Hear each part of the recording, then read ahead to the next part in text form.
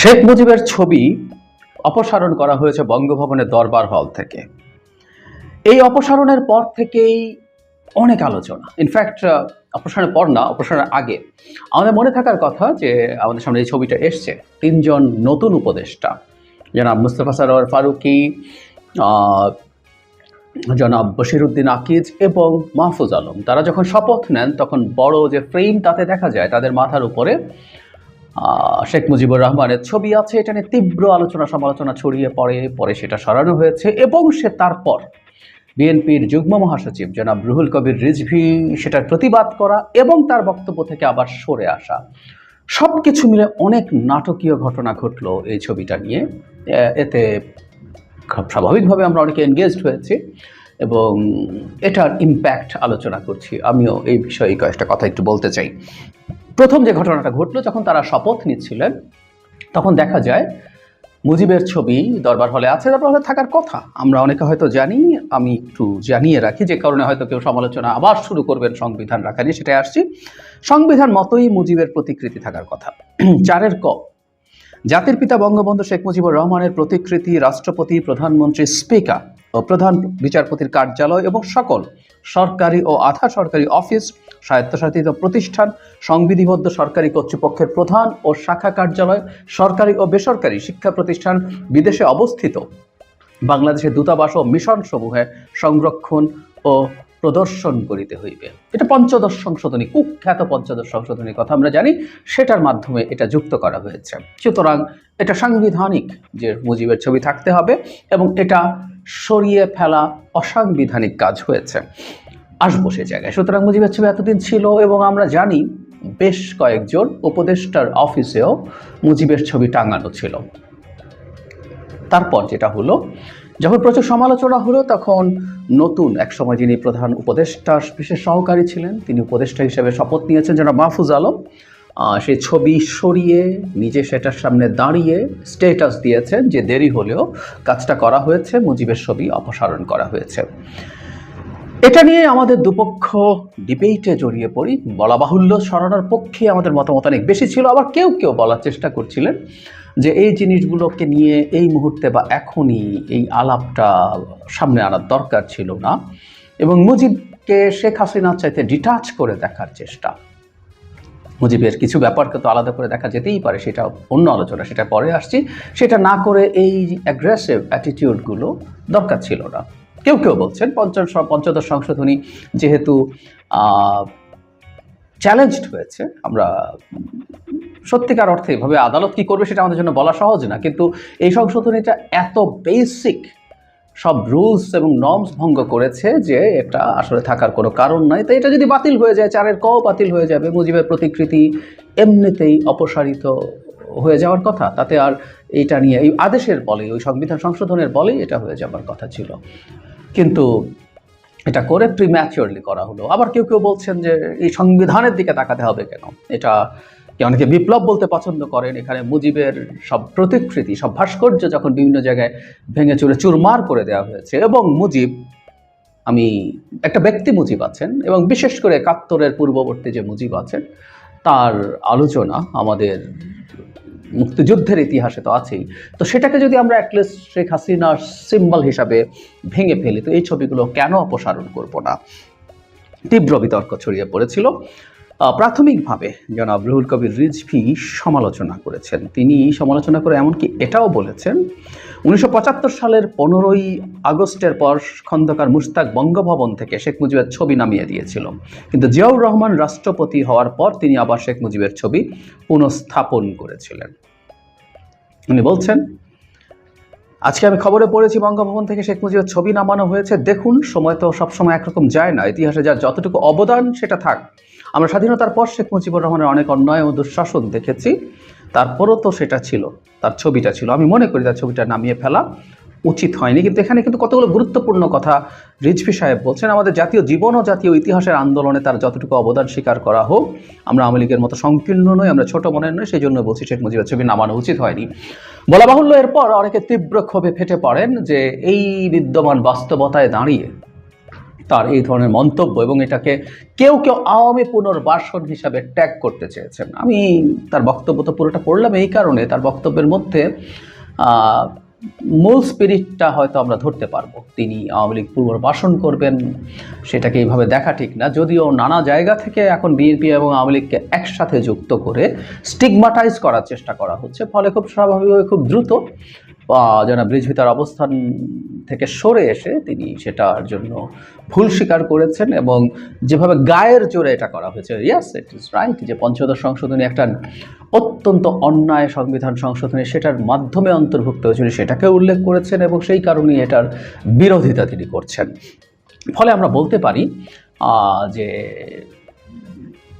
Existing যে জনমত সেটার বিরুদ্ধে বিএনপি গেল না। তারও আগে এই প্রশ্ন কেউ করতেই পারেন যে জনাব রুহুল কবির রিজভী যে বক্তব্য দিয়েছেন সেটা অফিসিয়াল স্ট্যান্স ছিল কিনা। যদি অফিসিয়াল স্ট্যান্স থেকে থাকে এবং পরে সেটা থেকে সরে আসা হয়, নাকি তার ব্যক্তিগত ব্যাপার, অনেকগুলো যদি কিন্তু আছে। কিন্তু আমরা সাম্প্রতিক সময়ের একটা ব্যাকগ্রাউন্ড একটু মাথায় রাখলে সম্ভবত এই অবস্থানটারও কিছু ব্যাখ্যা আমরা করতে পারবো। আমরা খেয়াল করেছি, এবং আমি আগেও বলেছি, রাষ্ট্রপতি ইস্যুতে ছাত্ররা এবং ছাত্রদের সাথে কিছু দল যুক্ত হয়েছে যাতে রাষ্ট্রপতিকে এখনই চলে যেতে হবে। আবার বিএনপি মোটা দাগে একটা গ্রুপ অফ পলিটিক্যাল পার্টিসকে লিড করছে, যেখানে বিএনপি বলতে চাইছে রাষ্ট্রপতিকে সরানো এখন কোনো প্রয়োজন নেই, বরং সেটা কতগুলো ঝুঁকি তৈরি করবে। ফলে এই যে একটা কনফ্রন্টেশন ছিল, এবং শুধু সেটা ওই জায়গায় থেমে নেই। আমি খেয়াল করেছি এই ইস্যু নিয়ে দুটো গ্রুপের মধ্যে যখন সংঘাত তৈরি হয়েছে, দ্বিমত তৈরি হয়েছে, তখন বিভিন্ন রিপোর্টে ছাত্র সমন্বয়করা কথা বলছেন, এবং সেই সমন্বয়করা বিএনপিকে ব্লেম করছেন, তাদের যে এটা ভালোভাবে নেন নাই সেটা হয়েছে। সুতরাং সংঘাতটা আসলে শেষ হয়ে যায়নি, তারা এক ধরনের মুখোমুখি অবস্থানে আসলে আছেন।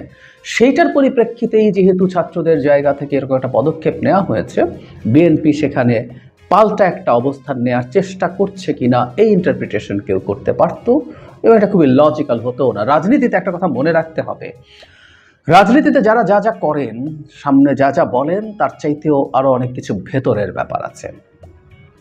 মুজিবের ছবি সরিয়ে ফেলায় আমি বিপ্লবকেই, যারা বিপ্লব বলছেন, which I don't agree with, আমি বলেছি বহুবার, আমি এটাকে অভ্যুত্থান মনে করি, তো সেটাকে যারা স্পিরিট বলছেন, তার চেয়েতেও জরুরি কথা হচ্ছে তাদেরও কিছু পলিটিক্যাল আন্ডারস্ট্যান্ডিং আছে, পলিটিক্যাল গেইনিংয়ের কথা তারা ভাবছেন।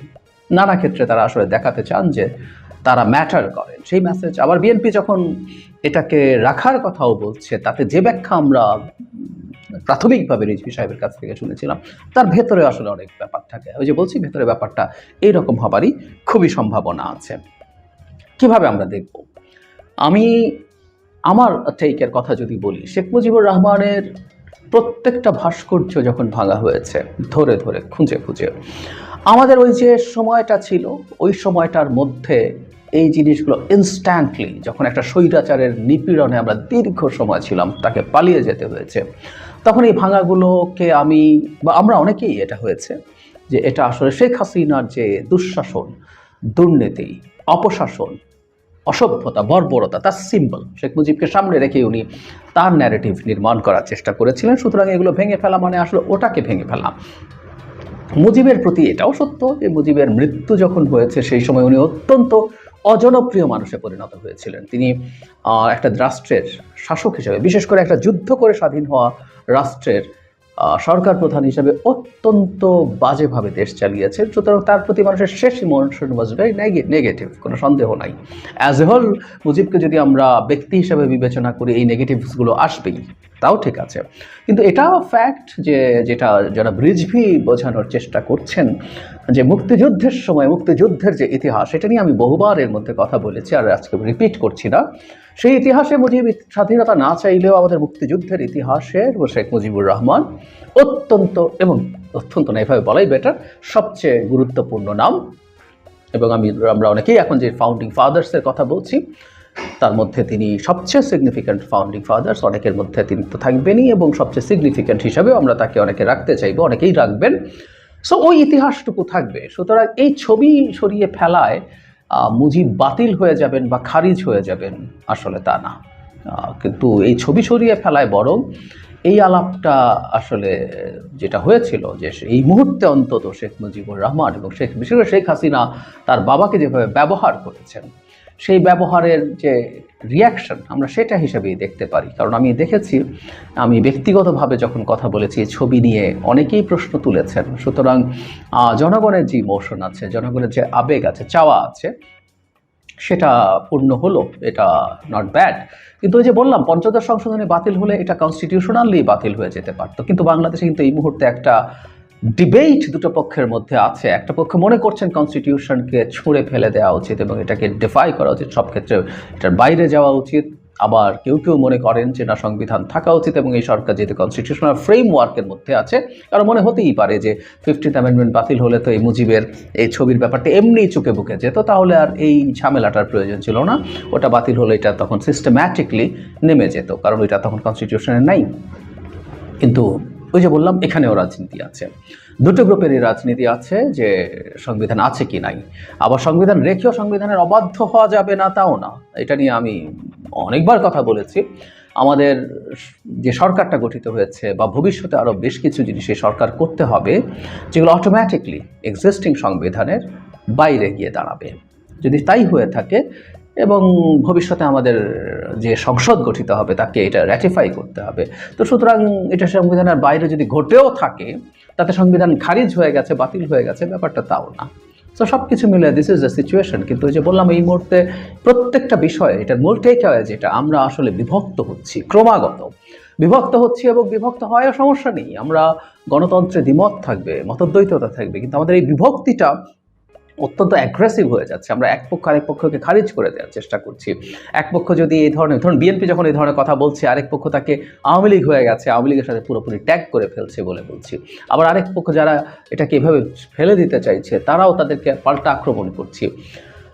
এর মানে আমাদের ভেতরে আসলে একটা গভীর ফল্ট লাইন আছে। আমরা এই ফল্ট লাইনটা নিয়ে কাজ করা দরকার। নানা বাহানা, আসলে এই মুজিবের ছবি বলি, রাষ্ট্রপতি সরানো বলি, আরও যা যেগুলো আসলে প্রত্যেকটা বাহানা, এই বাহানা এগুলো বেরিয়ে আসছে। আমরা যাতে ওই জায়গাটা খুঁজে বের করার চেষ্টা করি এবং সেটা নিয়ে কাজ করি এবং লিস্ট কিছু কনসেনসাসে পৌঁছতে পারি।